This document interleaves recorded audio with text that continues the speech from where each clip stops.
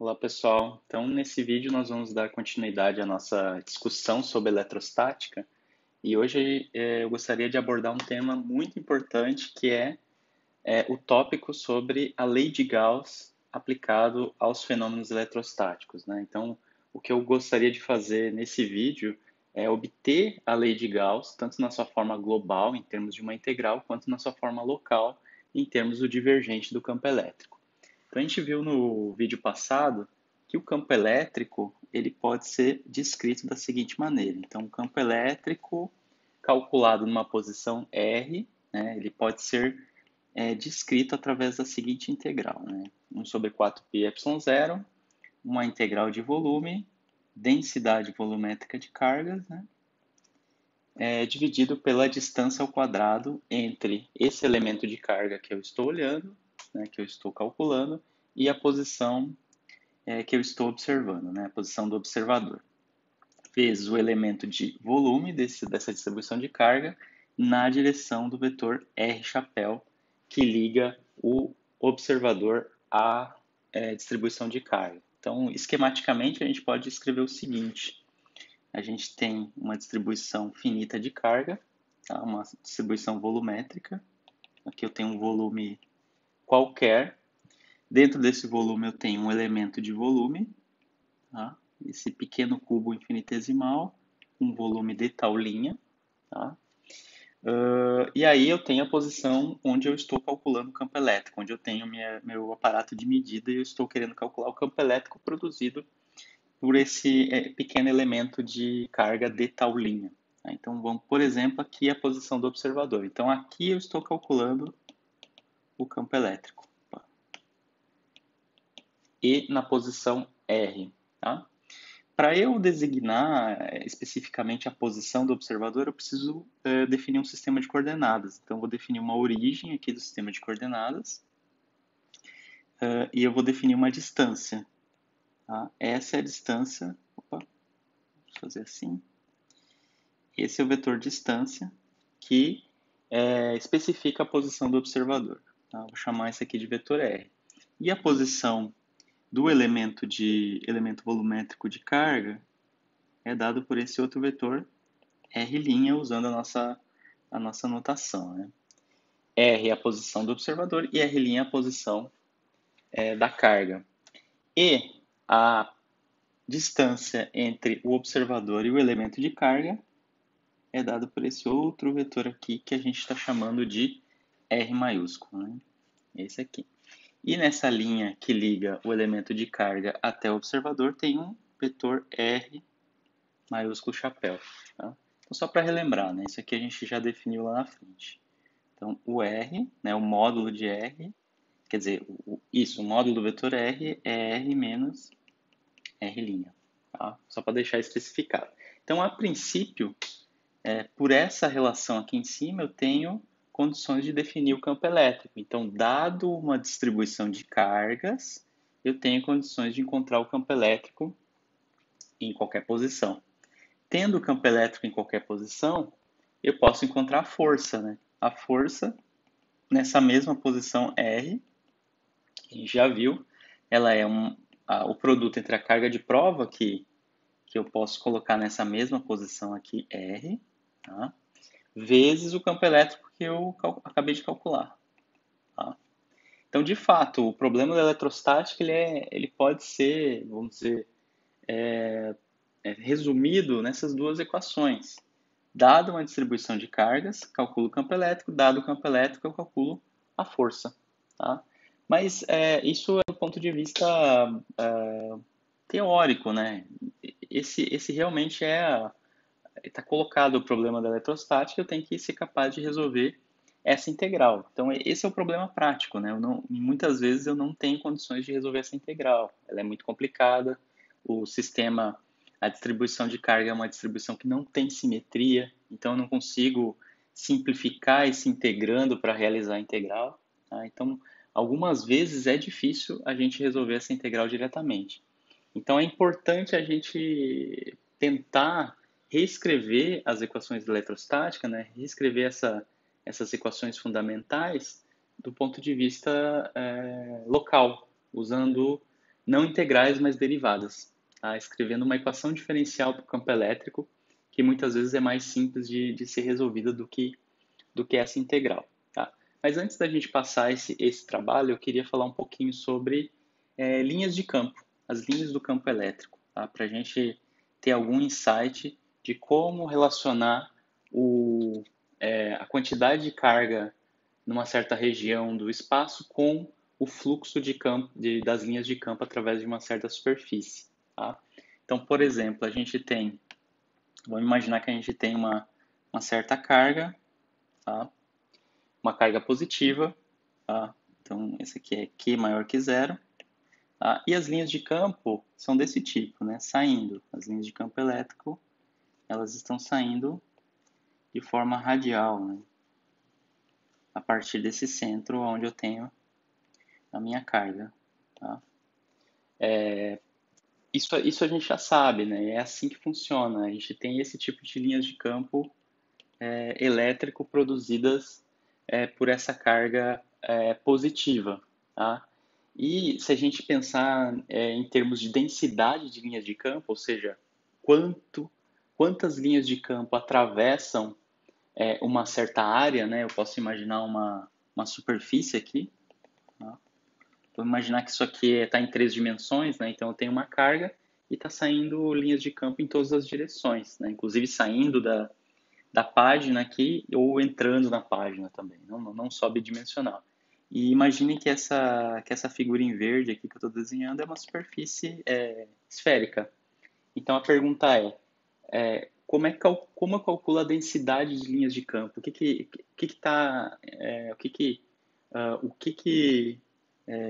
Do que depende a densidade de linhas de campo? Isto é, o que depende eu ter mais linhas de campo atravessando essa superfície esférica ou menos linhas de campo? Acho que a gente já pode inferir que o fator principal é a quantidade de carga, né? Quanto mais carga eu tiver aqui dentro, mais linhas de campo vão atravessar essa superfície. Quanto menos carga, menos linhas de campo vão atravessar essa superfície, tá? Isso tanto para carga positiva quanto para carga negativa. Então, a densidade de linhas de campo que atravessa S, né, a gente pode escrever assim, densidade de linhas de campo, dá para escrever assim, é o número de linhas, né? A gente pode contar o número de linhas. A gente não vai contar o número de linhas de verdade, tá, pessoal? Mas é só para ter uma ideia do que está acontecendo. Então, é o número de linhas dividido pela área da esfera, nesse caso. Não precisa ser uma esfera, pode ser a superfície que você quiser, né? Vamos usar uma esfera porque tem uma certa simetria bastante importante que simplifica as contas, tá? Então, isso aqui é N, vamos colocar N como sendo o número de linhas, e a área da superfície esférica é 4πr ao quadrado, ou seja, a densidade de linhas de campo é proporcional à distância ao quadrado, 1 sobre a distância ao quadrado. Tá? Então ela decai à medida que eu me afasto da carga, né?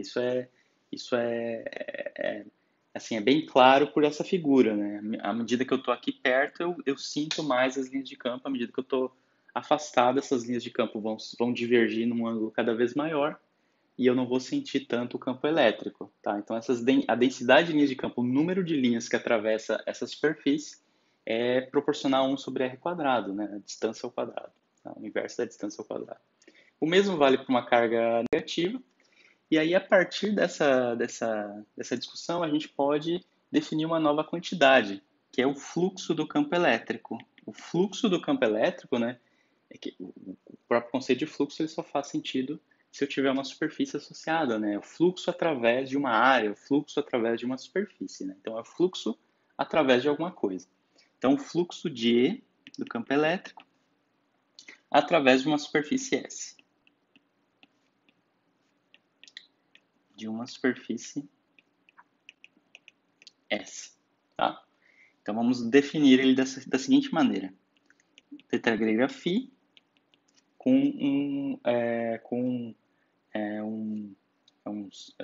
um índice E. Tá? Estou dizendo que φ de E é o fluxo do campo elétrico através de uma superfície. E ele é dado pela integral sobre essa superfície da projeção do campo elétrico no elemento de área orientado que sai dessa superfície, que é definido nessa superfície. Já vou fazer um desenho aqui que talvez clarifique mais esses termos todos, tá? Mas o que está acontecendo aqui? Eu estou pegando o campo elétrico que atravessa a superfície e estou projetando as componentes desse campo elétrico no vetor normal dessa superfície. E com isso eu consigo contar quantas linhas de campo elétrico, né, contar entre aspas, quantas linhas de campo elétrico atravessam toda a superfície. Por isso que tem uma integral aqui, que eu quero olhar para quantas linhas de campo atravessam essa superfície num todo, né? Na superfície toda. Por isso que eu tenho que integrar em toda a superfície. Tá? Então, isso aqui a gente pode chamar, isso aqui é o fluxo do campo elétrico e é uma medida do número de linhas que passam através de S, né? Linhas de campo que passam através dessa superfície S. Tá? Então, esse produto escalar que aparece no integrando seleciona a componente de E na direção de dA, nesse elemento de área orientada. Tá? Então, a gente pode fazer um desenho aqui, inclusive está nas notas de aula, se você quiser acompanhar. Tá? A gente tem uma esfera, vamos imaginar primeiro, eu tenho uma carga, tá? Uma carga pontual, uma carga pontiforme, tá? E eu tenho as linhas de campo saindo, né? Uma carga positiva, e a gente já viu que eu tenho desse desenho aqui em cima, eu tenho as cargas saindo. Tá? Eu vou considerar agora uma superfície esférica em torno dessa carga, né, tendo essa carga no centro dessa superfície esférica, e eu quero olhar para o que acontece quando eu aumento ou diminuo a carga. Né? Então, e também para a gente poder entender melhor essa expressão do fluxo. Tá? Então, tem essa carga. Agora, vamos imaginar uma superfície em torno dessa carga. Tá? Acho que mais ou menos ficou no meio essa carga. Tá? Essa é uma superfície que eu estou definindo, tá, pessoal? Você pode definir a superfície que você quiser. Esse argumento vale para qualquer superfície que englobe essa carga, tá? Então, aqui eu tenho uma superfície S, tá? E atravessando essa superfície, eu tenho o meu campo elétrico. Tem um campo elétrico aqui, tem um campo elétrico atravessando aqui, tá? As linhas de campo elétrico, tá? E associado a essa superfície, eu também tenho o meu elemento de área, tá? Que é um vetor na direção normal. Né? Só lembrando, esse dA ele tem módulo igual ao tamanho dessa pequena área, né? Dessa área infinitesimal, e ele está orientado na direção e sentido do vetor m chapéu, que é o vetor normal. Tá? Então, de fato, para cada elemento de área dessa superfície, eu tenho que calcular esse produto escalar. Eu pego um elemento de área aqui e calculo a projeção do campo elétrico na direção do vetor normal e somo. Vou para um outro pedacinho aqui, calculo o mesmo produto escalar e somo com o que eu já tinha antes. E eu faço isso para todos os infinitésimos até completar essa superfície. E isso eu dou o nome de fluxo. Tá? E eu observo que quanto mais carga no volume, maior será o número de linhas de campo que atravessa essa superfície, né? E também o fluxo vai ser maior. Então, sempre que eu tenho um aumento de fluxo atravessando uma certa superfície, significa que aumentou a carga elétrica no interior desse volume. A mesma coisa acontece de maneira inversa, né? Se eu tiver diminuição por algum processo, né? Se tiver diminuição de carga elétrica por alguma coisa, significa que eu vou ter uma diminuição das linhas de campo e, consequentemente, vai ter uma diminuição no fluxo do campo elétrico. Tá? Vamos fazer um rápido exemplo aqui. Tá? Eu vou basicamente olhar para esse exemplo aqui da carga. Tá? Essa carga pontual, onde eu tenho uma superfície esférica em torno dela e eu quero calcular o fluxo. Tá? Eu quero olhar com mais detalhe o fluxo. Mas eu vou fazer um outro exemplo, um outro desenho, porque eu quero olhar com mais detalhes para as coordenadas. Tá? Eu vou usar coordenadas esféricas para determinar o fluxo do campo elétrico através dessa superfície. Tá? Então, de novo, eu vou basicamente repetir o desenho anterior. Aqui eu tenho a minha carga. Tá? Vamos desenhar novamente a minha esfera. Tá? Mais ou menos assim. Aqui.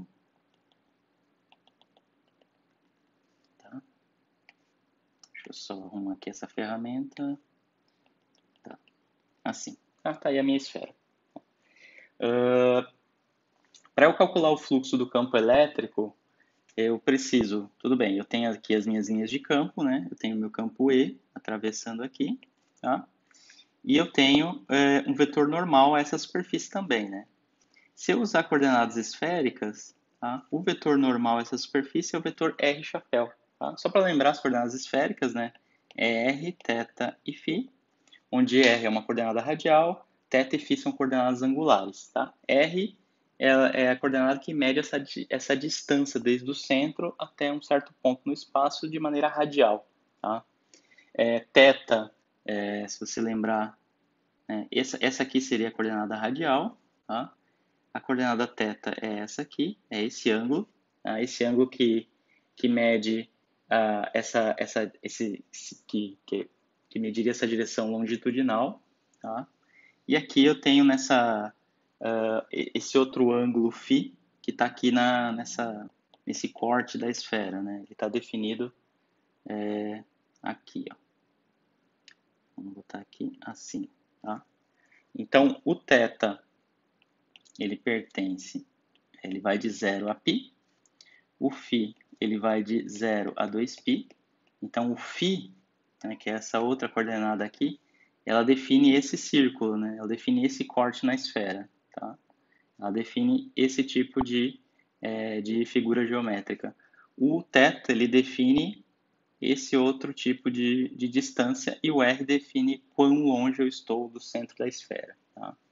Se você tiver alguma dúvida, a gente pode enfim, discutir mais sobre coordenadas esféricas, e também no livro você tem uma discussão mais pormenorizada sobre o sistema de coordenadas esférico. Mas, de todo modo, ele é um sistema de coordenadas como qualquer outro. Tá? Ele poderia estar usando o sistema de coordenadas cartesiano aqui, mas não é útil porque aí eu não estaria utilizando as simetrias da esfera, né? O sistema de coordenadas esférico é interessante para essas situações onde tem esferas, né? Situações onde eu posso lançar a mão da simetria esférica, tá? Sistema cartesiano é para quando eu tenho simetria retangular, né? Por exemplo, se eu tivesse uma caixinha aqui, seria muito mais interessante eu utilizar um sistema de coordenadas cartesiano. Mas para essa situação é muito melhor a gente usar o sistema de coordenadas esférico. Muito bem. Então, esse R chapéu, ele é o meu vetor normal, né? Então, o N chapéu que eu tinha antes, na verdade, ele pode ser identificado com esse R chapéu, né? Então, esse N chapéu que aparece aqui na definição do dA, ele é, na verdade, o R chapéu. Tá? Então, com isso, eu já posso começar eu posso me perguntar qual é o fluxo do campo elétrico que atravessa essa superfície esférica. Tá? O fluxo, pessoal, ele é dado por essa integral, né? Integral nessa superfície. Essa superfície é uma superfície fechada, tá? É uma esfera, é uma superfície da esfera, então é uma superfície fechada, por isso que a integral é desse jeito. Do produto escalar entre o campo elétrico e o elemento de área. Tá? Eu sei quanto vale o campo elétrico de uma carga, né? Então, aí isso é 1 sobre 4π ε0, a integral nessa superfície da carga, dividido por essa distância ao quadrado, R chapéu escalar dA. Tá? Então, esse perdão, aqui está faltando o vetor, né? Aqui. Então, eu tenho isso que está aqui. Esse termo é o campo elétrico de uma carga pontual, a gente já calculou isso, a gente sabe isso. Tá? Então, E é igual a 1 sobre 4π vezes Q sobre R quadrado na direção de R chapéu. E aí eu tenho o produto escalar com dA, que está aqui. Tá? Então, escalar dA. Tá? Agora, o nosso trabalho é escrever quem é esse dA. Tá? Então, aí você, eu peço que você dê uma olhada na referência do livro, e lá você vai encontrar o elemento de área escrito em coordenadas esféricas. Tá? Só para lembrar, né, um elemento de área escrito em coordenadas cartesianas, né, se eu tenho um espaço tridimensional, x, y, z, um elemento de área possível seria, por exemplo, dx, dy. Tá? Um lado dx vezes um lado dy. O elemento de área poderia ser também dy, dz. tá? Ou dz dx, dependendo de que lado eu estou olhando, em que elemento de área eu estou olhando. Aqui, em coordenadas esféricas, é um pouco diferente, porque você vai levar em conta a relação dessas coordenadas esféricas com as coordenadas cartesianas, se você quiser deduzir essa expressão. Tá? Mas para nosso objetivo aqui, eu vou tomar isso como resultado matemático. Tá? Mas aí, se você tiver curiosidade, se quiser entender melhor isso, você dá uma olhadinha no livro-texto. Tá? Então, esse dA, que é o elemento de linha em coordenadas esféricas, ele vai ser dado da seguinte maneira. Vai ser r² seno do ângulo θ vezes dθ dφ. Tá? R chapéu. Então, tem uma justificativa para essa expressão ser desse jeito, tem uma dedução, mas eu não vou fazer aqui, senão a gente vai realmente tomar muito tempo. Você está convidado a olhar no livro. Muito bem. Então, vocês estão vendo aqui, eu tenho um módulo desse dA e ele está na direção de R chapéu. Tá? A parte dessa função que está na direção do sentido é justamente o R chapéu. E aqui na integral eu tenho um outro R chapéu. Então, no final das contas, eu vou ter R chapéu escalar esse outro R chapéu que está aqui embaixo. Tá? E aí tem que levar em conta todo esse módulo dA. Tá? Então, vamos substituir isso na integral para ver como é que fica. Vai ficar 1 sobre 4πε0, integral de uma superfície fechada, que r², r chapéu escalar r chapéu vai dar 1, né? São paralelos, tá? Vezes o que sobrou, né? Esse vezes não é produto escalar, tá? Então, vezes r², seno de θ, dθ dφ, tá? Vejam, esse r² ele vai cancelar, tá? Isso aqui é importante. Cancelou o r². Então, isso aqui, o que eu posso tirar da integral, né? Ele é uma constante. Então, vai ficar Q sobre 4πε0, integral nessa superfície de seno de θ dθ dφ. Eu tenho uma integral dupla aqui. Eu tenho uma integral tanto na coordenada θ quanto na coordenada φ. Tá? Então, vamos separar isso aqui em duas integrais. Tá? Então, isso vai ficar Q sobre 4πε0. Vamos só repetir aqui. Eu tenho uma integral em φ que vai ser de 0 até 2π, tá? Do dφ. Depois eu tenho a integral de 0 até π da outra parte, que é seno de θ dθ. Tá? A integral de dφ, né, de 0 a 2π, é 2π. Tá? Vai dar 2π. Então, isso aqui vai ficar Q sobre 4π... Opa, deixa eu só escrever melhor isso aqui. Ficando meio esquisito. Tá? Então, isso aqui vai ser igual a Q sobre 4πε0, que já estava lá, vezes 2π, que é essa integral, essa primeira integral, vai dar 2π, vezes a integral do seno, da função seno de θ desde 0 a π. A integral do seno é menos cosseno, né? Então, vai ser vezes menos cosseno de θ, calculado nos limites de integração de 0 até π. Tá? Então, isso aqui vai dar Q sobre... vai dar 2π, cancela o π, né? Então, vai dar 2 sobre ε0, né? Cancelou o 2, simplificou com 4 e cancelou o π, e sobrou o ε0. E aí eu tenho o cosseno calculado nesses limites de integração. Então, vou ter menos cosseno de π menos o menos cosseno de 0. Então, vai dar mais cosseno calculado em 0. Tá?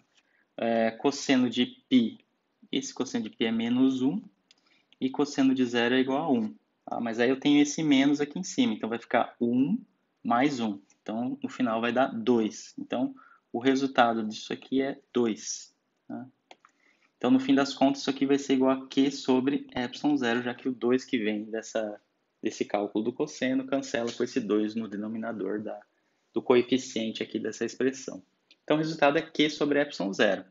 Então, eu posso simplesmente dizer que o fluxo do campo elétrico, né, que atravessa uma superfície esférica, é igual a Q sobre ε0. Tá?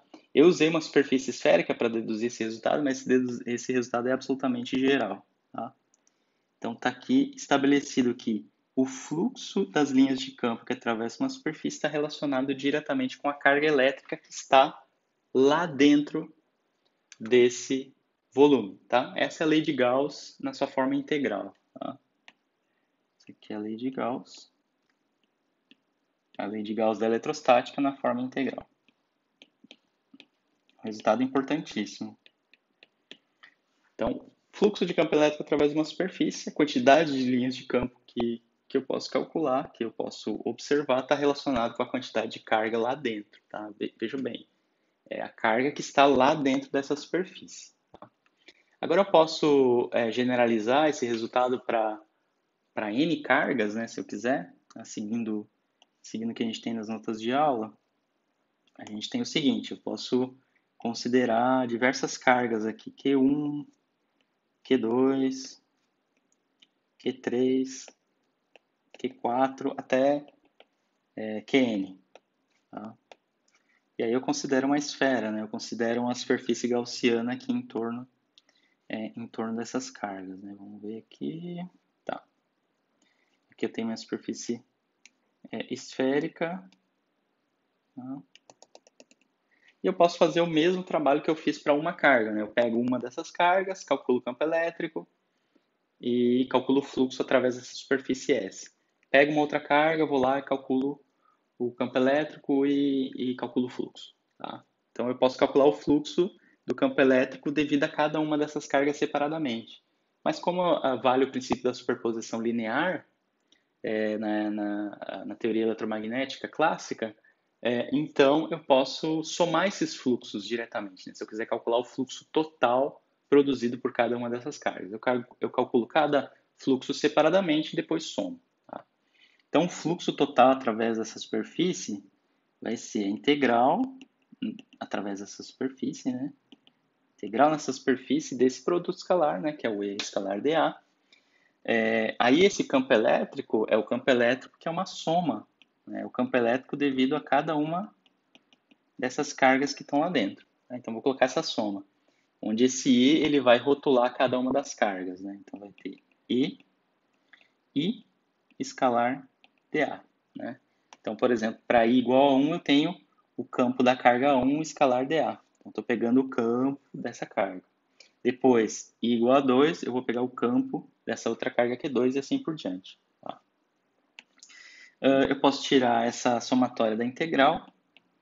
Vai ficar soma de igual a 1 até N da integral nessa superfície S do produto de cada campo elétrico escalar dA, isso integrado na superfície S. Então, de fato, aqui eu teria o fluxo de cada carga, né? O fluxo do campo elétrico devido a cada uma dessas cargas. Né? Então, se eu olhar agora para a relação aqui em cima, ele está me dizendo que o fluxo do campo elétrico é Q sobre ε0. Então, isso que está aqui dentro é o fluxo do campo elétrico, mas em relação a cada uma dessas cargas. Né? Então, usando a relação ali de cima, isso aqui é QI sobre ε0. Tá? É o fluxo devido a cada uma das cargas. Tá? Isso aqui, pela lei de Gauss, é igual a carga sobre ε0. Tá? E aqui eu estou me referindo a cada uma dessas cargas separadamente. Muito bem.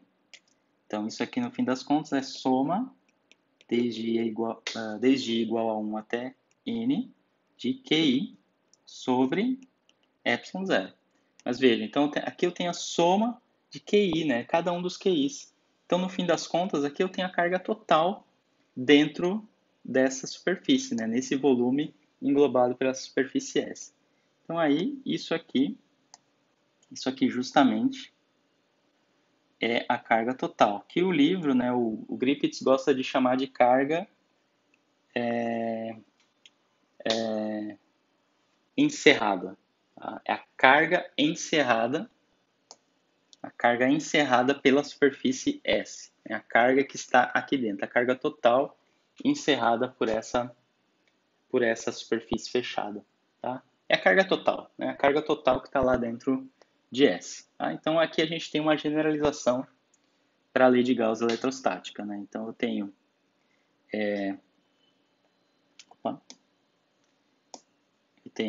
a integral de S e escalar dA. Isso aqui é igual a carga encerrada pela superfície sobre ε0. Tá? Essa aqui a gente pode chamar realmente de lei de Gauss eletrostática. Está dizendo que o fluxo do campo elétrico é devido à carga que está lá dentro. A carga que está lá dentro dessa superfície. Tá? Vamos ver agora, como eu falei antes, né? Vamos ver agora uma forma de escrever essa lei de Gauss. Essa lei de Gauss está nessa forma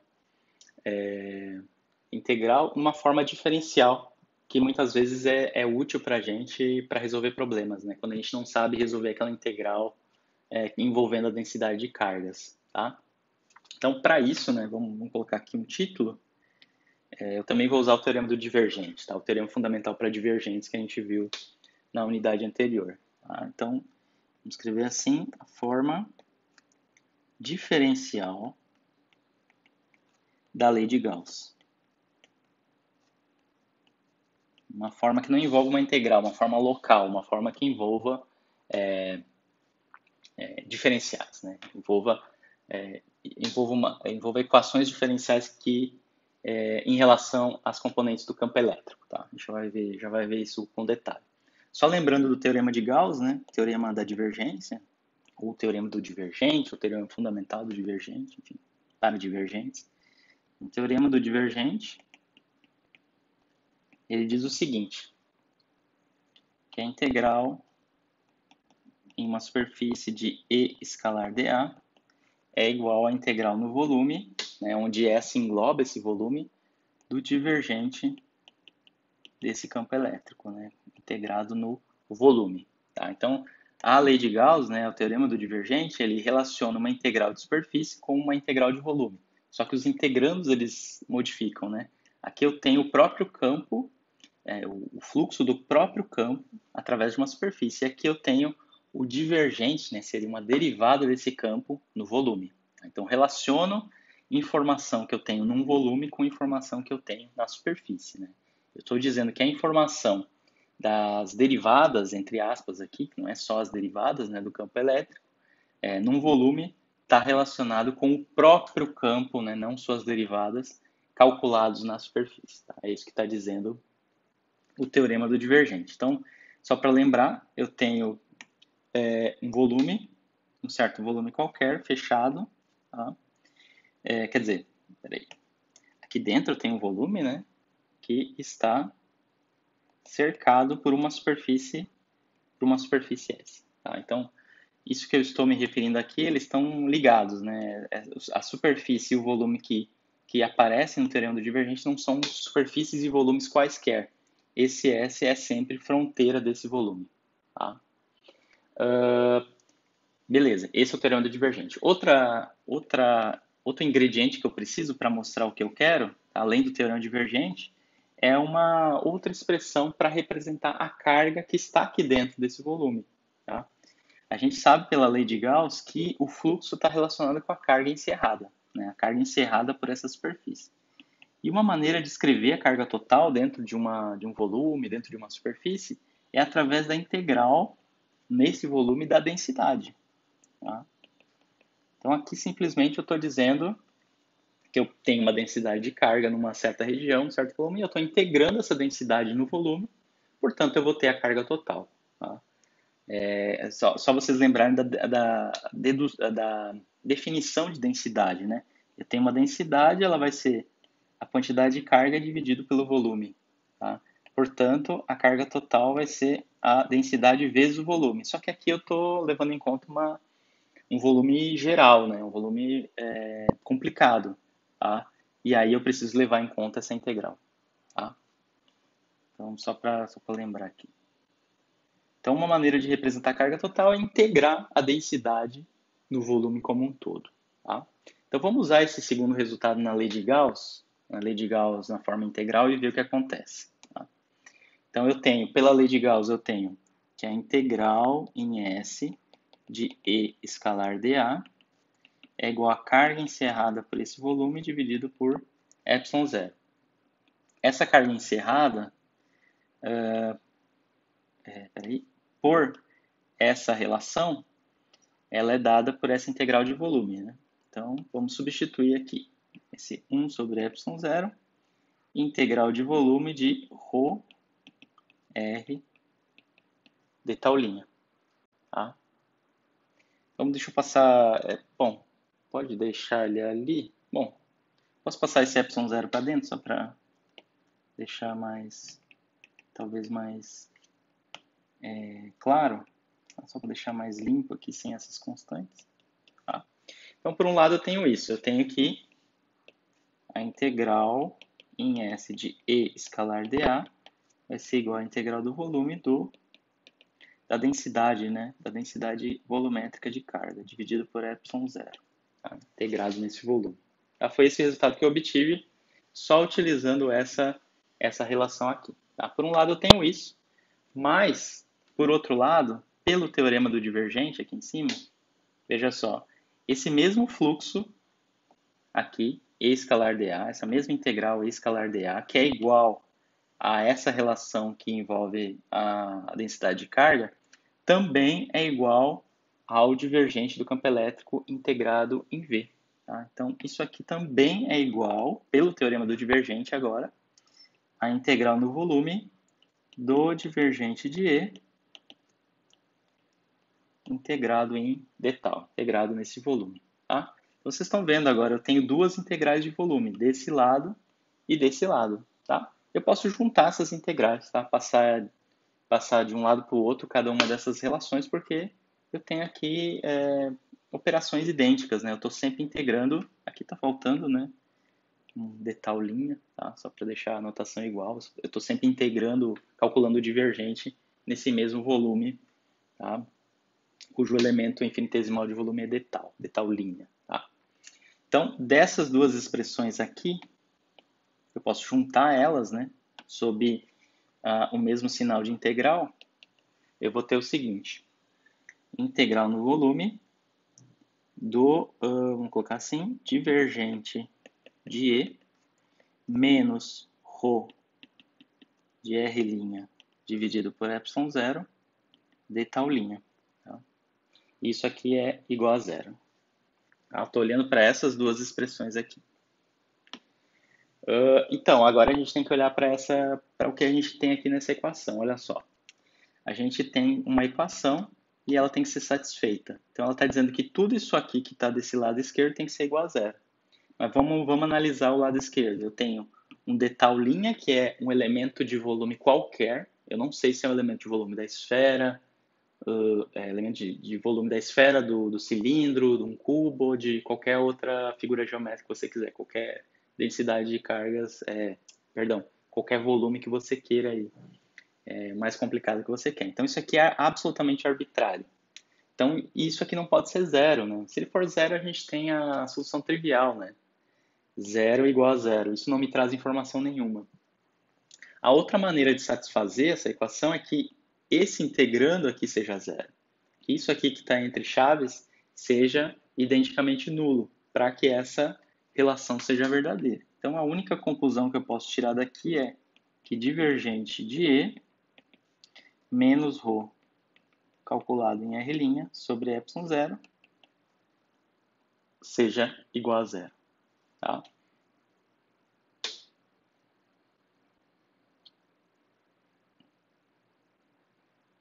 Tá?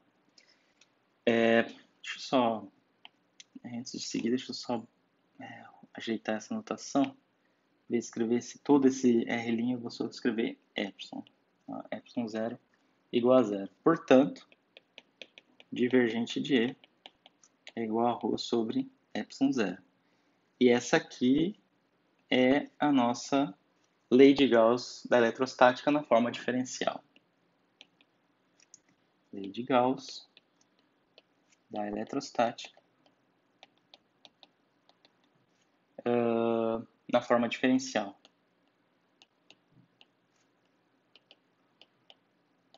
Tá? Que envolve as derivadas parciais das componentes do campo elétrico.